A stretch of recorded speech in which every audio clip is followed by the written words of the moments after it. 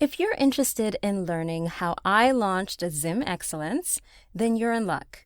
Sign up for my podcast workshop and learn how it's easier and more affordable than ever to start a podcast. Also, grab yourself a copy of my podcast resource guide, which covers industry terminology, suggested tech setup, in addition to countless free online resources to support your podcast journey. Just head to wongai.com/podcast creation. That's wongai.com/podcast creation. The link will also be down in the show notes. Now, let's start the show. Yo, welcome to the party. Hello, makadini salibonani. My name is Wongai, and you're listening to Zim Excellence, a weekly celebration of Zimbabwe's changemakers and trailblazers. So here's the secret, y'all. Zimbabweans are actually dope AF, and it's just time that we recognize it. So grab yourself a plate of sadza and grab that stony ginger beer, and let the party begin. Welcome to another episode of Zim Excellence. Today, my guest is an actress born and raised in Zimbabwe and now living in Los Angeles. She has an absolutely stacked body of performance work. If I told you everything she'd done, we'd probably be here for an hour. But to give you an idea, she's been the face of Nivea in one of their biggest African campaigns. You may have also seen her work in films such as Message from the King with the late Chadwick Boseman, Universal's Honey 3, and on television, she has appeared in Lovecraft Country on HBO, Siren on Freeform, and most recently in Black Lightning's Episode 7 as part of the backdoor pilot for the spin-off series Painkiller. She also just finished shooting a recurring role on CW's Roswell, New Mexico. Our girl is basically booked and busy, honey, so I am so glad that she's offering this time to be here with us today. Please welcome my good friend, the one and only Sibongile Mlambo. Hey! Hi! Hey, Wongai! Hey, girl, hey, how you that doing? Intro is nice. Sweet, sweet, sweet. Okay. So I'm so happy that you could be on the show with us today. Before we get started and dive into the juicy details about your career, I'd love for you to take us back in time. Okay. So you were born in Zimbabwe and now you live in Los Angeles. I'd love for you to take us behind the scenes and share a bit about your origin story and the journey of how you got to where you are today. 'Cause y'all, you and I both know it hasn't been all glitz and glamour. No. So, one stormy night, my father and mother decided. No, we're not going to go back that far. I mean, I don't even know my conception story. I don't know. But I don't know mine either. I don't think I'll ever know, nor do I want to know. I think I'm going to ask. Now I'm curious. I'm curious about it now. So I was born in Zim, with a twin brother. So that was cool. I got to share my womb with somebody. I mean, my mom's womb with somebody and come into the world with another human. And grew up in Zim after independence. So considered a born free. Born free.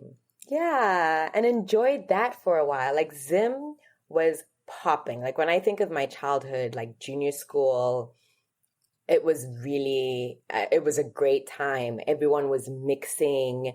You had, people called it the speckled branch because you had Black people, white people, colored people, Indian people.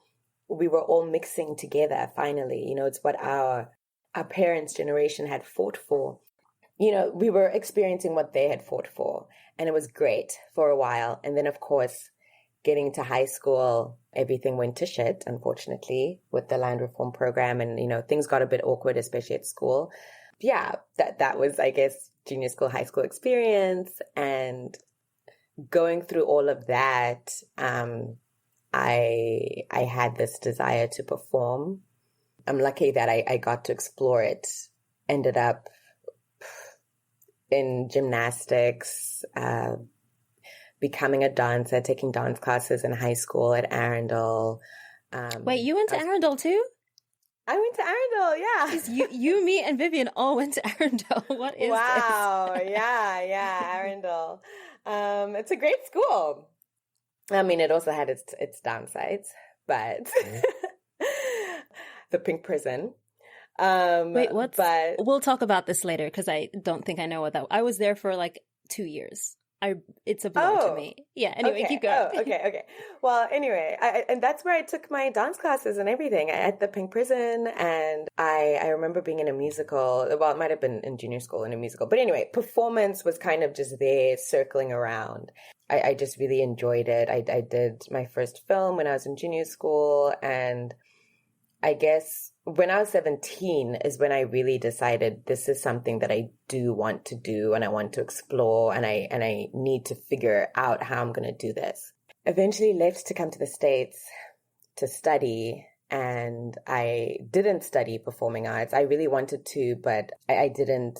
The university that was offering me a scholarship, I auditioned, I was like, oh, I want to dance, I want to act, but I didn't have enough experience to get into the programs. So unfortunately, I didn't get into those programs. And so I studied the next best thing, which for me was languages.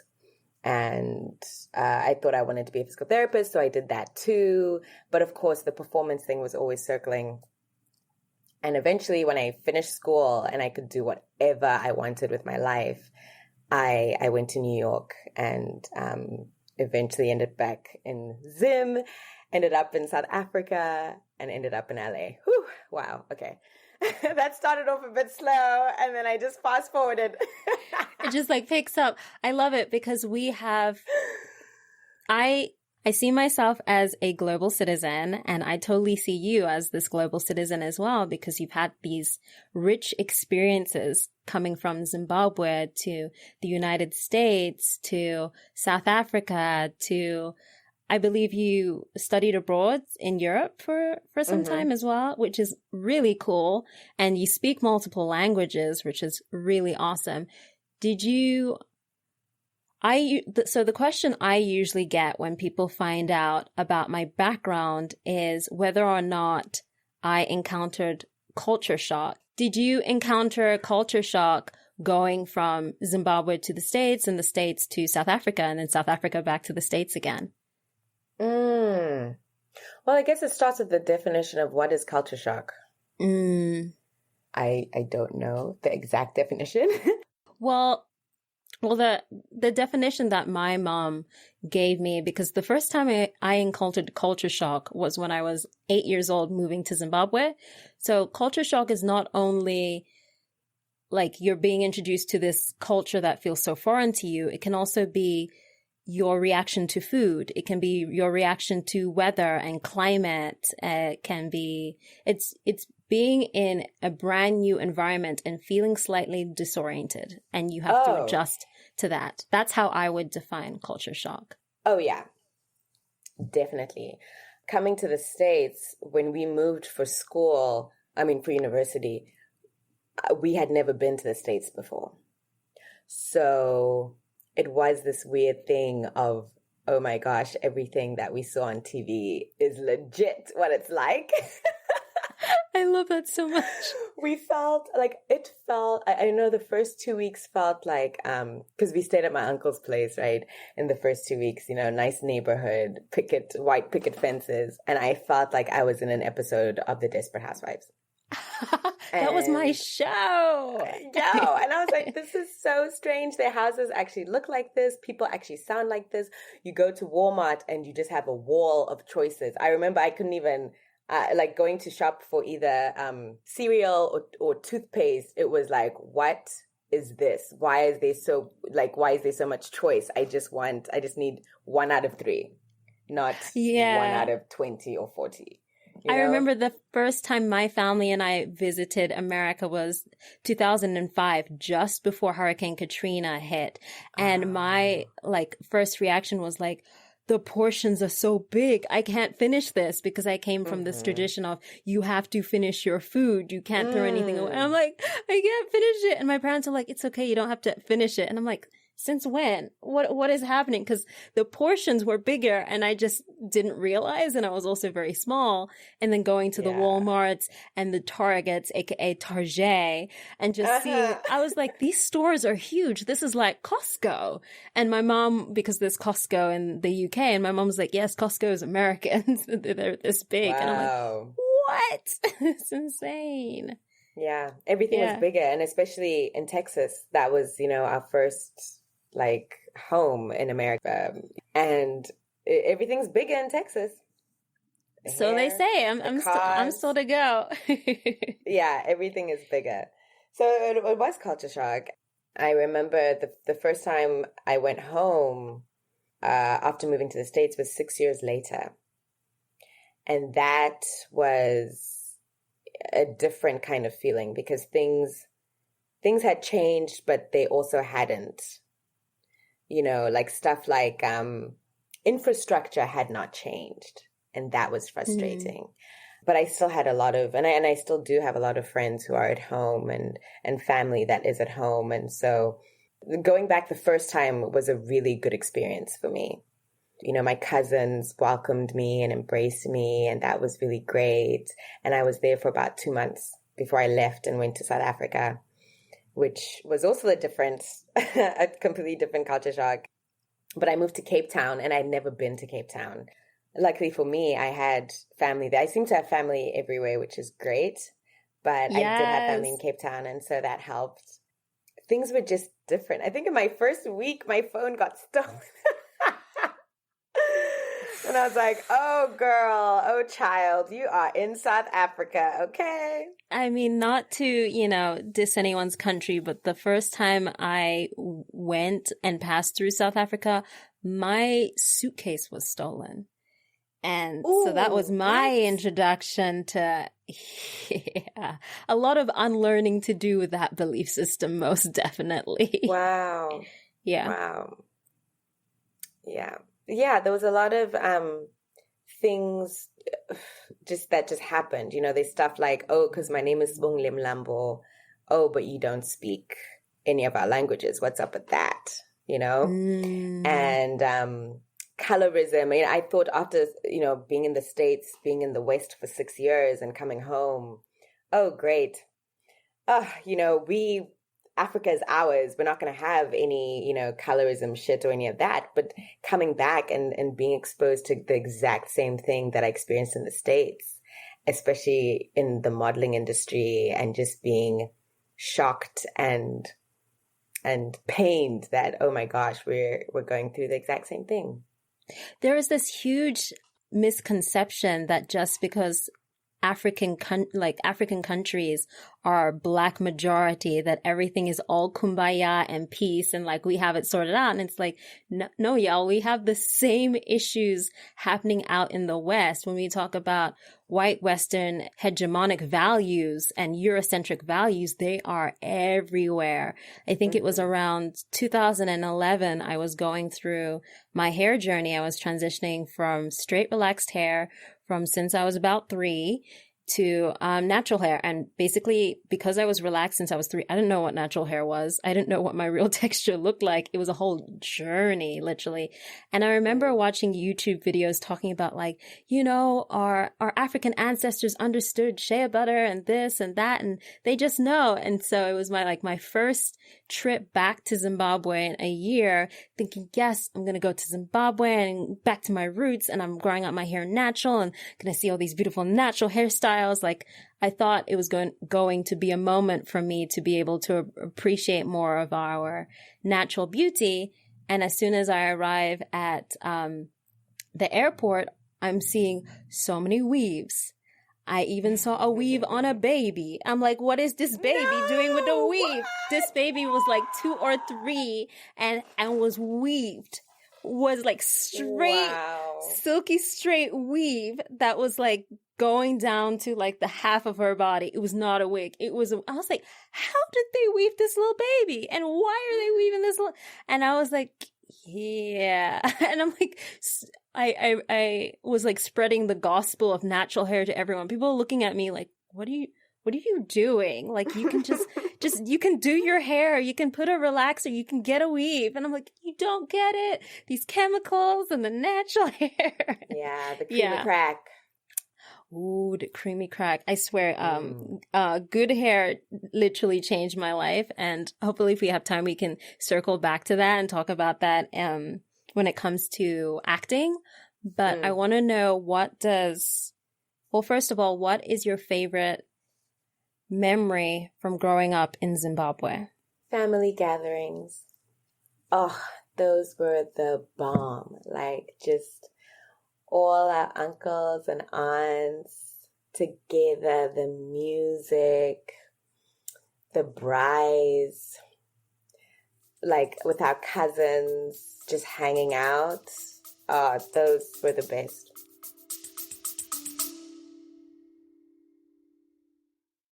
Today is a great day to start your own podcast.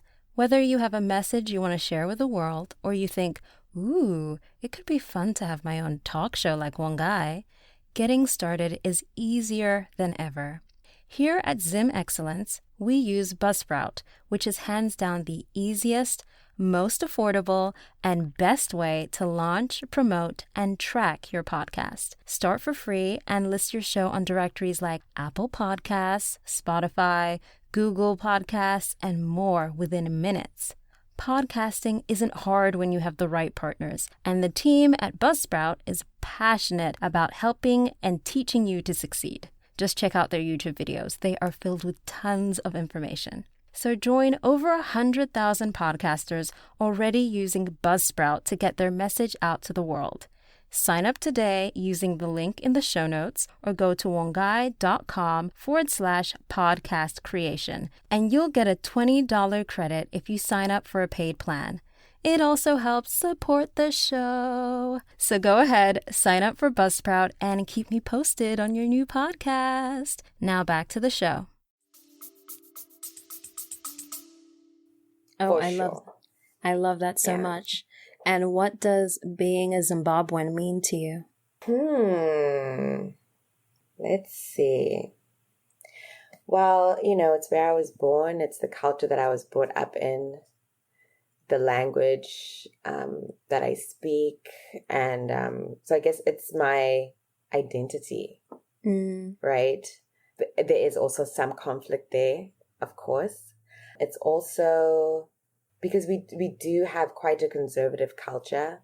So as much as, if I do have children or whatever, I would love them to have that imprint of that unique place, the unique part of the world, where I grew up, but not necessarily take everything from it. We have our positives and we have our negatives. Yeah. I love that so much, especially as someone who not only identifies as a global citizen, but also identifies as multicultural. I'm all about multiculturalism. It's where it's the direction that the world is moving towards. I'm all about preserving our languages and our cultures, but also being open enough to understand other cultures, as well as identifying. Sometimes there are a lot of links between cultures, especially like the treatment of women across the board. It's like, what's up? Did y'all have a secret meeting and just say, yeah, women are the lesser sex? Like, what's up?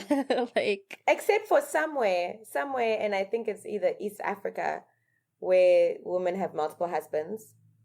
Oh. They seem to have gotten it right. Or just have a different perspective. Because I know in West Africa, we had an all-female battalion in modern-day Benin, the Dahomey Warriors, which is what the Woman King featuring Viola Davis is going to be based on. I have a story to tell you about that later. Okay. Right. How have you been able to cultivate community, Zimbabwean community, or an artistic community?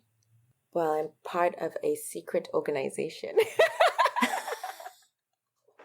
I cannot mention here.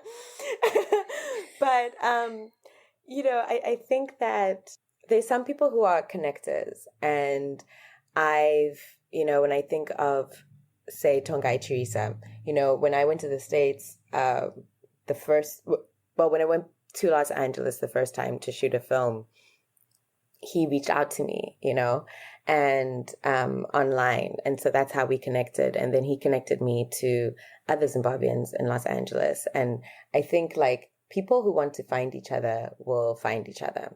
Or people, how they say, is it a Rumi quote? I don't know who said it, like whatever you are seeking is seeking you. You, right? yes. So there's some people who desire that community and they will seek it out, and then you'll attract it, and all of that will happen. And so I am grateful to be part of an artistic Zimbabwean community, and people share different, they're part of arts in different ways. So it's not just actors. You've got musicians, you've got people who are in camera, or just all types of artistic expressions. And so it's nice to be able to encourage each other, to support each other, to be inspired and also influenced by each other. That's so dope. So I'm going to take it back because I totally skipped a section. So you studied languages, graduated, went back to Zimbabwe, a couple months, moved to Cape Town. When you moved to Cape Town, did you know that you were going to go back to pursuing performance? And how were you able to go about that? Like, did you attend any particular schools or training? And So when I was in Zimbabwe, I was part of the opening ceremony at Haifa. Which year? 2011. Okay, I wasn't there. 2011. Yeah. Okay. That's so dope. It was amazing. Chiwoniso was in it. The Dance Trust of Zimbabwe with Sukaina was in it. Like, it was incredible. And I think I was taking classes at the Dance Trust with Sukaina. And so that's how I ended up auditioning for that and getting it. But the director and the choreographer were from Cape Town. Oh, and, I had spoken to them, and I have a South African passport, through my mom's side of the family. And they encouraged me to come to South Africa to work more. And so I did. The next week, I moved to Cape Town, and the choreographer was actually working on a commercial. So she told me to come and audition. And I did, and I got the commercial, and it was on that job that I spoke to the other performers on it, and just asked them like, oh, who's your representation? I just moved here. Who I'm looking for representation. And, through speaking to some of the girls that were on that, I found my modeling agent. And then that's how I started working in South Africa. And then I looked for an acting agent, with some of the shorts that I had done while I was in the States when I was studying, the shorts that I'd done with my brother, because he went to film school and he needed he needed me to act in a short film. So I had footage, which was good. And that's how I found my acting agent. And my first few auditions were terrible. They were I was going to ask. They were really bad. And I remember that feeling of just like, oh shit, I bombed that. I really bombed that. And that's what pushed me to take classes. I was like, I don't know what I'm doing. You have an instinct, and I was able to get a few like one-liners from just that instinctual, but I knew that there's more to this. And so I looked for classes, and I started, I think my first class was at ACT Cape Town. That was where I took my first class. And I think I did like acting for film 1, 2, and 3. And then did other workshops after that. And from then, I think I've just been continuously studying just to keep up, Yeah, like an actor is forever learning. And the way our industry is like ever evolving and ever changing, especially because of the pandemic, you got to just keep polishing and sharpening that craft. Yeah.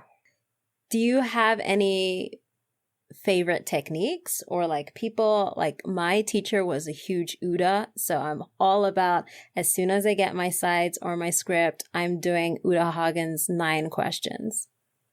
I don't even know what that is. You'll have to share that with me. Oh, I will share with you all the goods.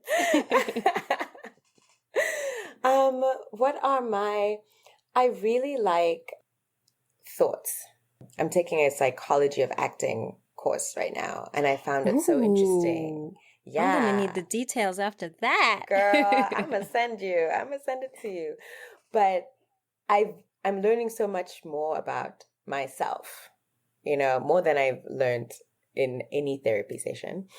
But just like the psychology of, our thoughts, where do they come from? How did we even form those thoughts? How do I perceive myself? How do I think other people perceive me? And just your subconscious and infusing that into a character, to make them a fully formed person.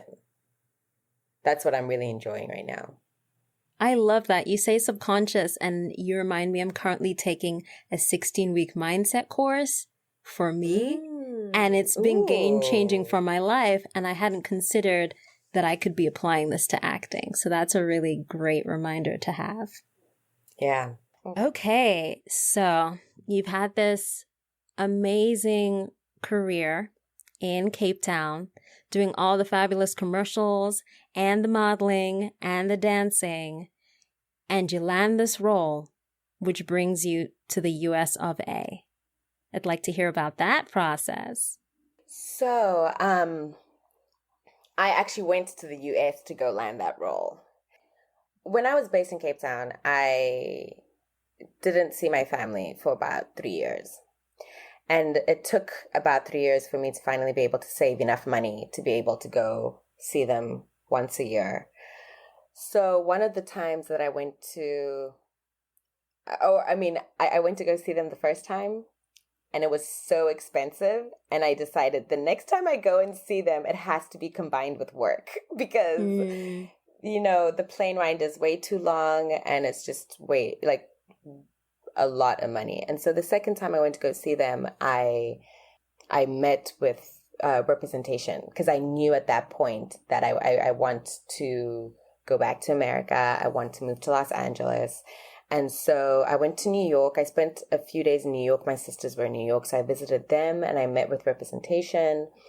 And then we went to Dallas for Christmas. And then the first week of January, I went to Los Angeles and met with some representation there. And one of the managers that I met with in LA, who is my manager today, she had this audition for a girl from Cape Town that was auditioning that week. And so, she said, well, do you want to go in while you're here? And I said, of course, that's what I came here for. This is what I came here for. And so I auditioned for that. And I was a girl who was in Los Angeles from Cape Town. And so, that's how it worked out. I did that audition, and the casting director said, well, can you come back this afternoon and meet the director? And I said, oh, hell yeah. And I met with the director, and he, then they had the conversation about, oh, we hear that you're leaving. When are you coming back? And I said, well, I'm leaving to go home. I'm going back to Cape Town, tomorrow. I'm leaving tomorrow to go home. And so the casting director explained to the director that, listen, if we want to hire her on this project, we have to do the whole visa thing, And I went home, and I remember being upset because I was like, oh, I've lost the job. I've lost it because I have to do this visa thing, and they're not going to hire me. They're going to make it much easier for themselves. I remember talking to my brother, and he told me, well, no, you should just be proud of yourself. Your first week in LA, you had an audition and you had a callback. That's major. Pat yourself on the back and, go home knowing that you've won either way. And I was back in Cape Town, and a few weeks later, the director, I had a Skype session with him, and he offered me the role. And so it turned into a wild frenzy of, I'm got to get all my paperwork. I've got to get my paperwork. But when I did leave the States, my manager did say to me, listen, just get a head start on it. Okay. Get a head start on it just in case something happens. And I'm glad that we did that because it takes a while to get all the things that you need. And so we managed to get everything in time.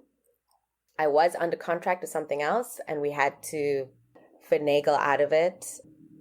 And I came back to LA, I did the job, and then went back to Cape Town, finished off whatever I needed to finish off in Cape Town, and then moved to LA later that year. Wow.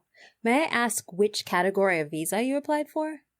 Or they applied for? Oh, okay. Yeah. I'm familiar with the O1. Yes. Oh, yeah. It was the O1. Yeah. I got the one for 3 years. Mm-hmm.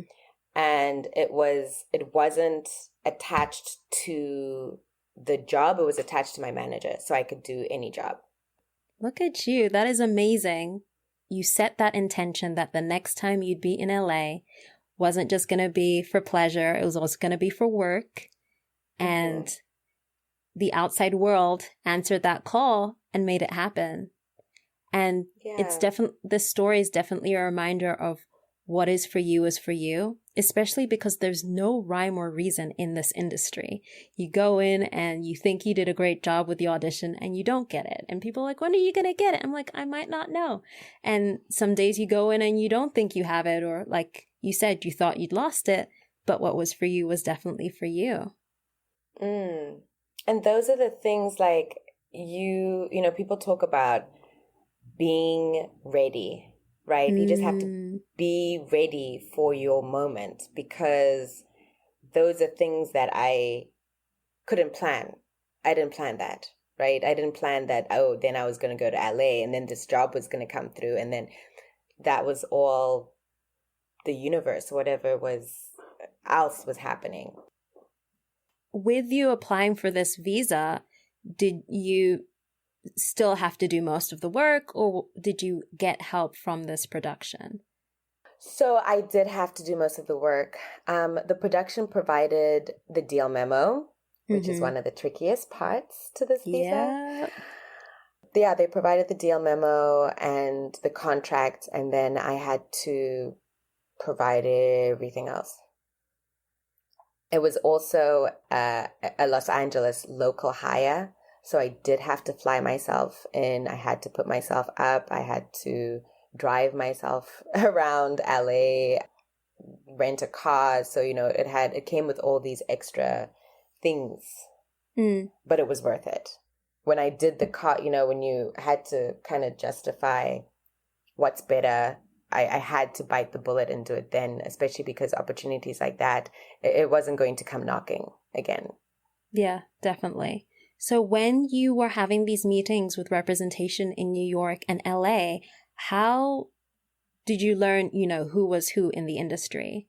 Was there like a website or a publication? And so when I was in Cape Town, most of the jobs that I did were international productions. Oh, okay. So yeah, and I would talk to the actors. I'd talk to the lead actors, and I let them know I want to go to Los Angeles. A lot of the lead actors were not American.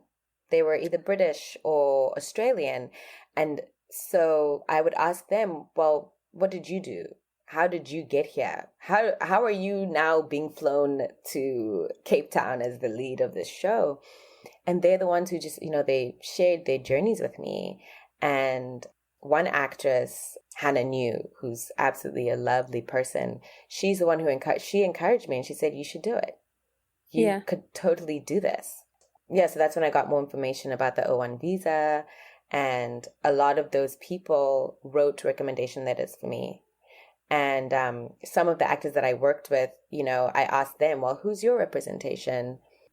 Would you be, if I plan to come to New York, would you be able to introduce me to them? And some people agreed, and I did meet with some of them, and some of them just flat out told me, no, or you're too developmental, you're not what we're looking for. These were the managers, Or These were were New these York the managers, yeah. New York yeah. managers. You know what? And you know what I appreciated about that is Yeah. their honesty. New Their York does honesty. They not just told me. play. Because a lot of the managers that I met with in LA, you could feel you know, the whatever they put on. They weren't honest with me. The ones in New York, they were dead set honest. They said, listen, we already have this person who's your type, who's already killing it, so we don't have the time or the room for you.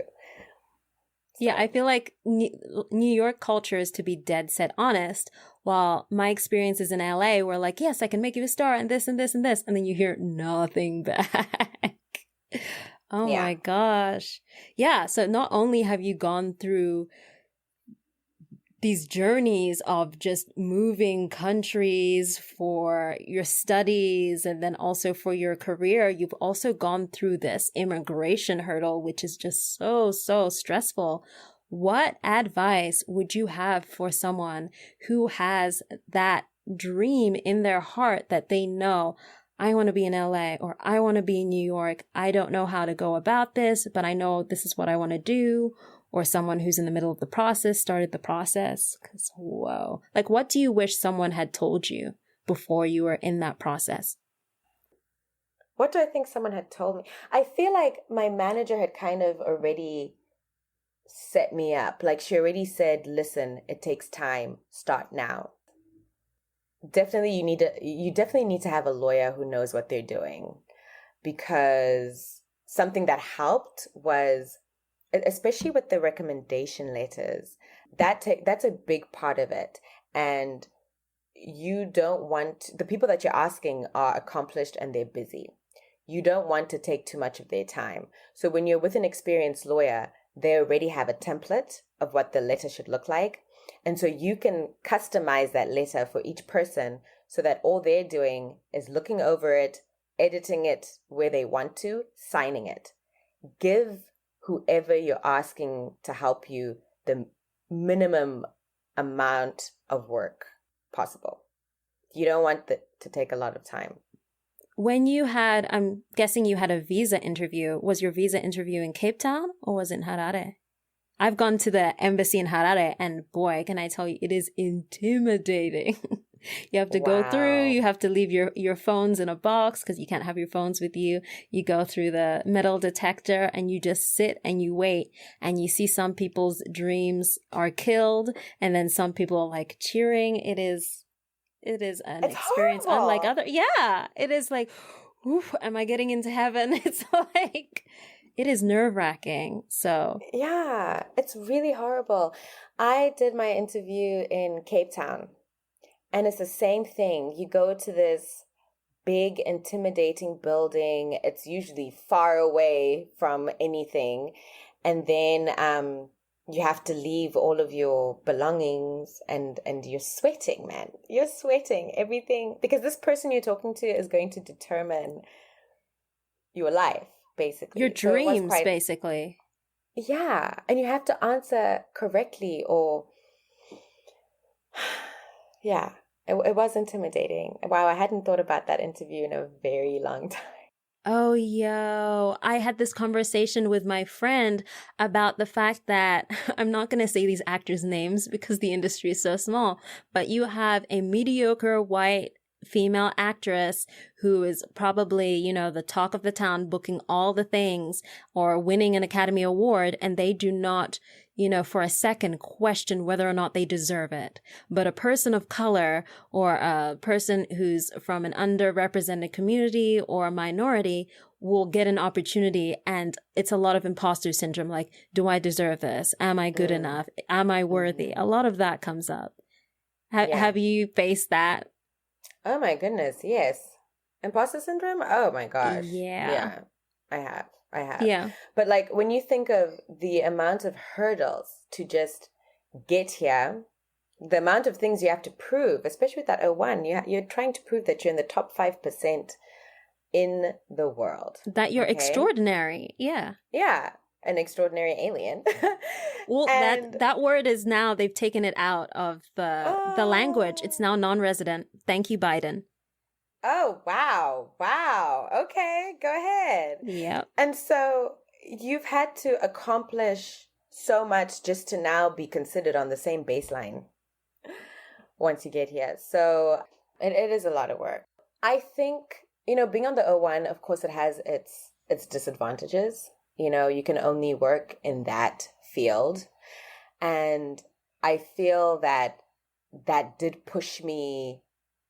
It pushed me to it gave me a hunger. Because the only way I could feed myself was through acting work. That was the only way I was going to put a roof over my head, put food in my stomach. I didn't have any other option. And so I had to make it work. And I'm glad that it worked out the way it did, because it did push me. It did, light a fire in me to make things happen. Did you ever have moments where you're like, why am I putting myself through all of this? All of this. I see acting as a marriage, and every single day I choose her. I don't know why she's a she, but I choose her. That's a great way to frame it. Yeah. I don't know. I don't even know what it is for me. I don't know what it is. But sometimes, yeah, you question yourself, like, why the hell am I doing this? Why not just get something more stable? But hey, that thing that's more stable is not as exciting. It's true. It's not as exciting. Like, when I think about all the BS that I've gone through, all the challenges, it's been worth it. Like, I would not have traded this journey for anything else. I think about, it was on my bucket list. It was probably the top of my bucket list. Moved to Los Angeles. And the number of people that discouraged me, the number of people that were like, oh, you're not ready. Oh, don't do it. Oh, LA's horrible. And let me tell you, when I look back, I probably wasn't ready. But it didn't matter. It didn't matter. It's about taking the risk, following your gut, following your instinct. You're the only person who knows what's right for you. Yeah. There's no one else who can tell you what to do with your life. That's you. It's on you. And it's been the biggest challenge I've had in my life. And has it been worth it? Absolutely. Absolutely. I wouldn't change it. That's a really beautiful reflection. I definitely feel the same way about New York. When I moved to New York, people were like, you're moving to New York? What are you talking about? You're going to be like broke within a month when you get there. It's a concrete jungle. What are you doing? Oh, you're trying to be an actor. Like, they don't say this to people who are studying to be doctors or surgeons. They're like, oh, you're into that medicine thing. Like, no one says that to them. They're like, oh, you're into film, or like, you're trying to be an actor. No, I am an actor. I was born an actor. I'm just following in this journey that I'm meant to be on. I'm just like, I'm going where my heart leads me and where my gut tells me to go. And the interesting and also most annoying thing about this journey is your gut, your intuition, your higher self, however you want to see it, will lead you in directions which are unconventional, which will have a lot of pushback from your family, sometimes even your loved ones, because they just don't understand. But like you said, it has the biggest payoff possible. Yeah, it's been the biggest adventure of my life. You manifested that, so pat yourself on the back for that. Girl, I need to manifest some more things, obviously. Oh, I've been slacking. Oh, we're doing that. I need to manifest some more. I cannot wait for the year we're both nominated at the Academy Awards, and like the headlines are going to be like 2 Zimbabwean actresses. It's going to be major. Hey. Yeah. I love that so much.